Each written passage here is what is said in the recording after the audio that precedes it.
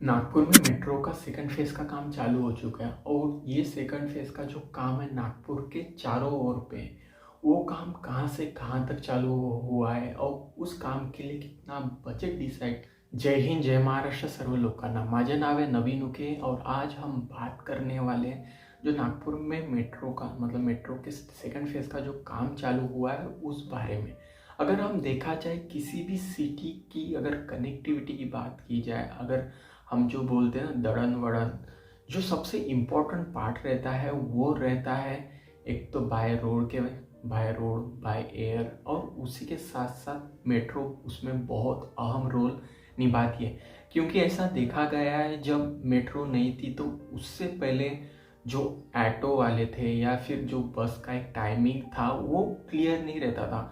कभी वक्त पे हमको अगर एक जगह से दूसरे जगह तक ट्रैवल करना है तो नीचे से जब बाय रोड हम जाते तो कहीं ना कहीं हमको ट्रैफिक का सामना करना पड़ता है।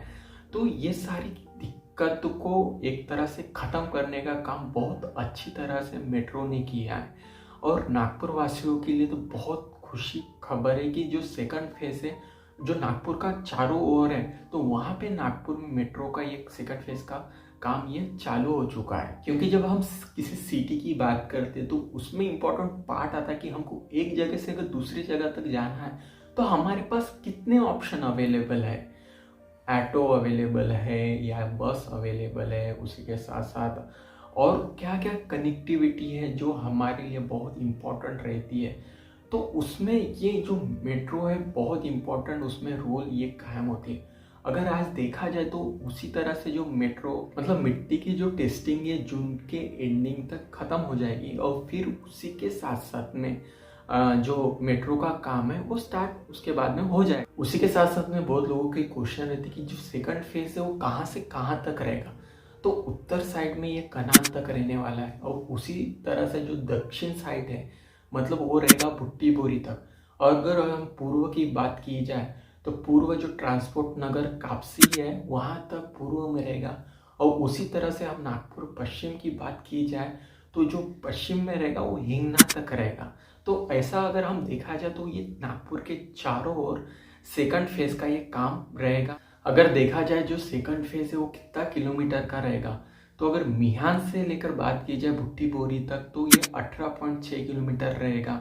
और उसी के साथ साथ अगर ऑटोमेटिक स्क्वायर से लेकर तो कनान तक की बात की जाए तो 13 किलोमीटर रहेगा। लोकमान्य नगर से हिंगना ये 6.7 किलोमीटर रहेगा और प्रजापति नगर से कापसी ये 5.5 किलोमीटर तक का दायरा रहने वाला है।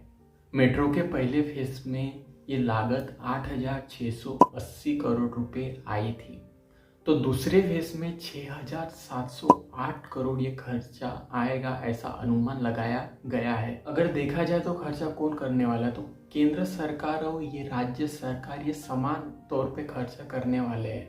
अगर बाकी खर्च की बात की जाए जो अगर लगेगा तो स्थानीय और विदेशी संस्थानों से मदद ले जाने का अनुमान लगाया गया।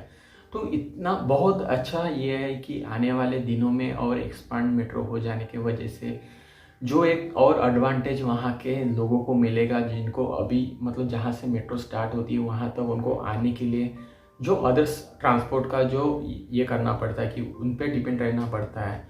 और जब अगर जितना कंपटीशन रहेगा उतना ही अच्छा है हम लोगों के लिए।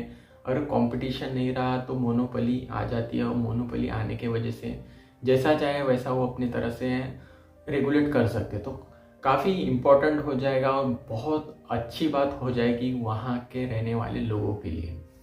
थैंक यू सो मच दोस्तों वीडियो यहाँ तक देखनी। अगर आपकी कोई प्लानिंग है नागपुर में कहीं पर भी प्लॉट परचेस करने की या कुछ भी उससे रिलेटेड मदद की तो बिल्कुल मुझसे कांटेक्ट कीजिए ऊपर दिए हुए नंबर पे। Thank you so much.